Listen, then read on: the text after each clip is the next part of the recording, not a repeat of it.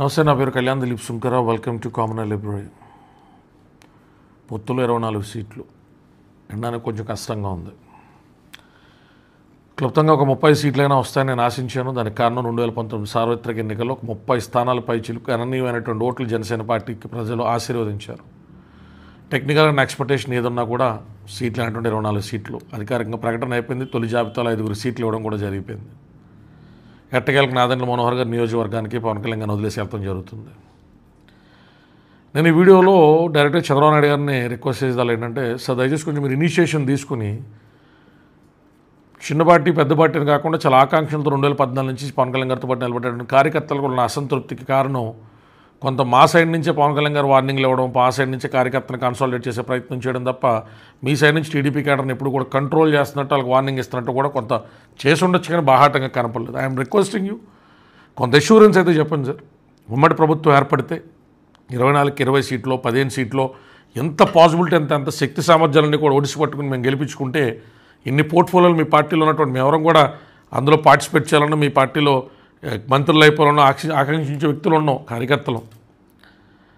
So దయచేసి కొంత assurance అనేటువంటిది లోకేష్ గారు, మీరు పదే మీటింగ్లకు వెళ్ళినప్పుడు జనసేన పార్టీ సీటు త్యాగం చేసిన చోట స్థానిక సంస్థల ఎన్నికల్లో పెద్దపేట వేయడం జనరలైజ్ స్టేట్మెంట్ కాకుండా అక్కడ కార్పొరేషన్ ఉంటే మేయర్ని, మున్సిపాలిటీ ఉంటే చైర్మన్ని ఖచ్చితంగా జనసేన అభ్యర్థిని పెడతాం అనేటువంటి ప్రకటనలు చేయండి సార్. కార్యకర్తలకు ఉత్సాహం అనేటువంటిది నింపుకోవడం జరుగుతుంది. పవన్ కళ్యాణ్ గారు చెప్పినా, నాదెండ్ల మనోహర్ గారు చెప్పినా, నాగబాబు గారు చెప్పినా, లేదా పవన్ కళ్యాణ్ గారి ద్వారా హరిప్రసాద్ చెప్పినా, ఎవరు చెప్పినా కొంత మీ సైడ్ నుంచి కూడా ఉత్సాహం అనేటువంటిది అవసరం నేను నమ్ముతున్నా. కార్యకర్తలు నేను రిక్వెస్ట్ చేసేది ఏం లేదు. కార్యకర్తలు ఇప్పుడైనా మాడుతాను అనుకొట్టేటట్టున్నారు కాబట్టి నేను ఇన్ఛార్జీలను రిక్వెస్ట్ చేస్తున్నా. కొంతమంది మధ్య నుంచి మాట్లాడే ప్రయత్నం చేశారు. సోషల్ మీడియాలో పోస్టులు కొంత రివర్స్గా పెడుతున్న కార్యకర్తలు ఇంటికి పిలవండి సార్, కూర్చోబెట్టండి, మాట్లాడండి, సముదాయించండి సార్. పార్టీ అధ్యక్షుడి కంటే మీరే ఎక్కువ అధ్యక్షులా ఫీల్ అయిపోతాం అనేటువంటిది కరెక్ట్ కాదు. ఆయనకున్న సమాభావాన్ని రీచ్ అయిన ఏదైనా కోపంలో అలకలో ఉంటామని వెళ్ళిపోండి అన్నాడు కదండి. మీరు కూడా అదే స్లోగన్ ఇచ్చుకుని ఎవడకాడు ఆ మాదిరి మాట్లాడకండి సార్. పనిచేసిన కార్యకర్తలు సరదాగా ఉంటామని వెళ్ళిపోండి అనే మాటలు ఇన్ఛార్జీల స్థాయిలో ఈ టైంలో కరెక్ట్ కాదు.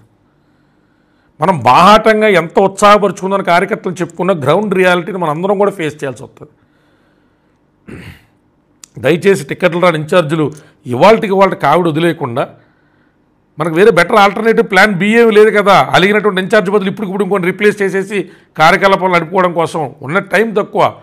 చేయగలిగితే 10 నియోజకవర్గాలు చేయగలుగుతాం, 20 నియోజకవర్గాలు చేయగలుగుతాం. దయచేసి మనం వాళ్ళ మంచి రోజు లేకపోతే వాళ్ళ పౌర్ణమి లేకపోతే ఎల్లుండి అమావాస్య అని కాదు, ఏ రోజు చేసినా మనందరం కూడా సమాయుక్తమే ముందరికి వెళ్ళాల్సినటువంటి పరిస్థితి ఉంటుంది. ప్రెస్ నోట్లు ఏదొస్తుంది, ఎవరికి ఫోన్ చేసినా అదే స్లోగను. కుర్రోళ్ళు పిలవంటారా అంటే వాళ్ళు పౌర్ణం కదా అని చెప్పి సాయంత్రం దీపాలు పెడుతున్నారా, నా తెలియ కడుతున్నా నాడంగిల్లాగా. కార్యకర్తలు పిలిచి మాట్లాడండి అంటే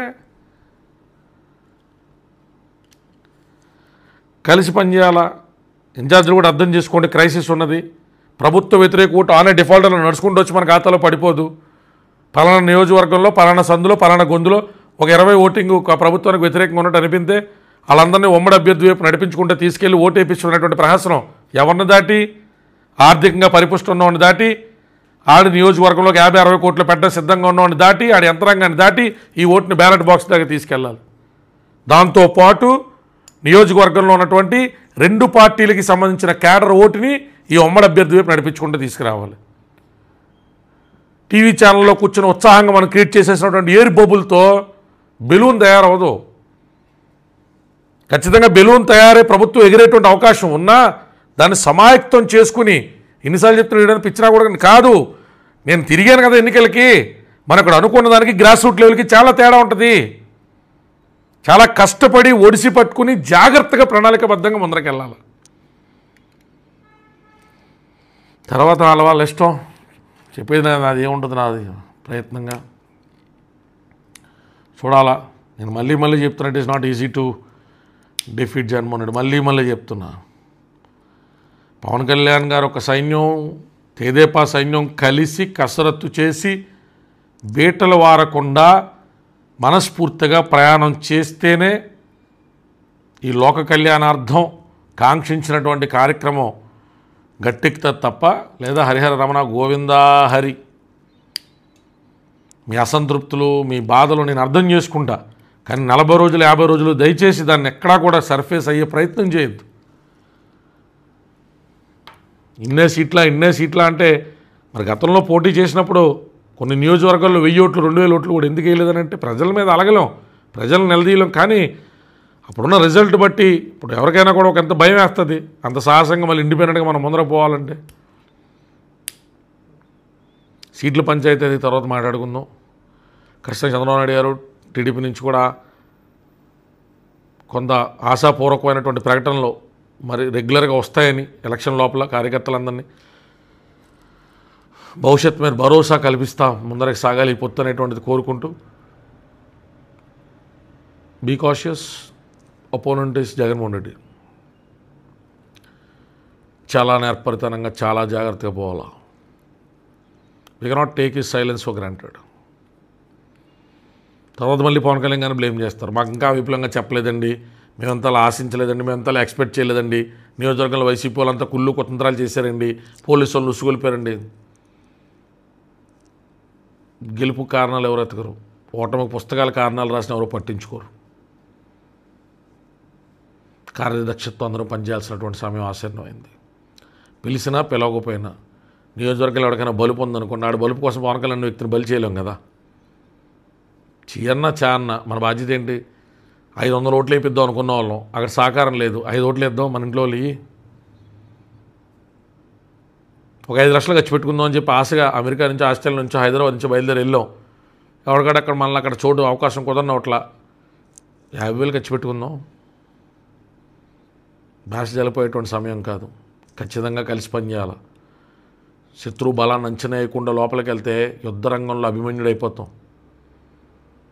అర్జునుడు గురి కుదరాలంటే ఒకటి ద్రోణాచార్యుడు లాంటి గురువైనా మనకు ఉండాలా, లేదా ఏకలవ్యుడు లాంటి సంకల్పమైనా ఉండాలి.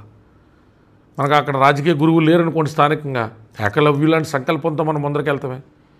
మా ఏళ్ళు కాళ్ళు త్యాగాలు ఇచ్చామన్నామంటే నేను ఇమ్మంటలా. కొంత మీ ఆత్మాభిమానము, కొంత మీ గాయపడ్డటువంటి దాన్ని కొంత పక్కన పెట్టండి అని చెప్తున్నాను అంతే. రానున్న రోజుల్లో మరింత ప్రణాళికాబద్ధమైనటువంటి ప్రకటనలు ఉంటాయని ఆశిస్తున్నా. నాకు కొంతమంది చెప్తున్నారు, అన్న ప్రశ్న ఓట్ల హరిప్రసాద్ సంతకాలు కాకుండా మాకు ఇంకా కొంచెం లోలో ఉన్నప్పుడు మా నియోజకవర్గాల వారీగా జనసేన పార్టీ నుంచి మా పవన్ కళ్యాణ్ గారు చెప్తారు, ఆదేశాలు ఇస్తారు, కింద వాళ్ళు కూడా ఓన్ చేసుకు పనిచేసి రావాలి కదా. సోషల్ మీడియాలో యాక్టివ్గా ఉన్న స్పీకర్స్ అంతా కూడా ప్రొయాక్టివ్గా రండి, ముందరకు రండి, కొంత కార్యకర్తలు ఉత్తేజపరచండి. కోవట్లు లాంటి పదాలు వాడద్దు. ఖచ్చితంగా అసంతృప్తులు ఉంటాయి, తిరుగుబాట్లు ఉంటాయి, తిట్లు ఉంటాయి. అవి ఏమీ లేకుండా ఉండడానికి మనం సింపుల్గా వడ్డన బంతి భోజనాలు చేయట్లేదు. ఉంటాయి, ఐస్ క్రీమ్ ఏమి అమ్మట్లేదు కదా. రాజకీయాల్లో ఉంటాయి అసంతృప్తులు, కార్యకర్తలు ఉన్నారంటే they are involved with us, they expected something with us. Such expectations when they are not reach, మనం ఉంటుంది, మన బాధ్యత ఉంటుంది మన మీద. ఇది కాదు ఇలా ఇస్తాం, ఇది కాదు ఇలా ఇస్తాం అని చెప్పాలి. ఎవరికంటే మా సిగ్నల్స్ అందుకో, మా ఎవడ యాంటీనాలో అలాగ అంత ఖాళీగా ఉండవు సిగ్నల్స్ అయినా అందుకోవడానికి. జై భీమ్, జై భారత్. నొక్కేసావా? ఒకడు ఊరికి ముందు ఉండవు, నువ్వు నొక్కలేదు కదా.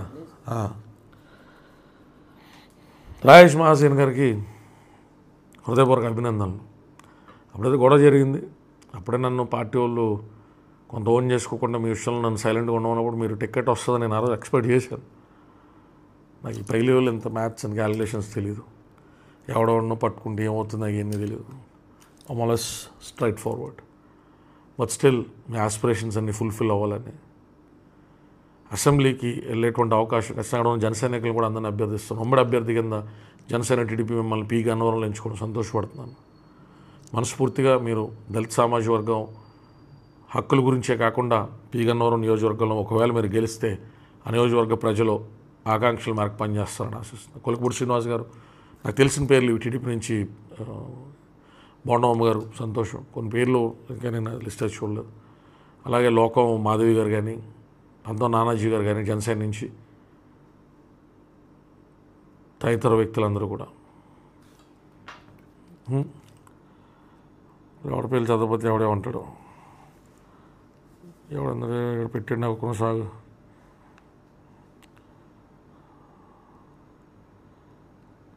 అందరికీ కూడా పేరు పేరున ధన్యవాదాలు తెలియజేసుకుంటూ సెలవు తీసుకుంటాం.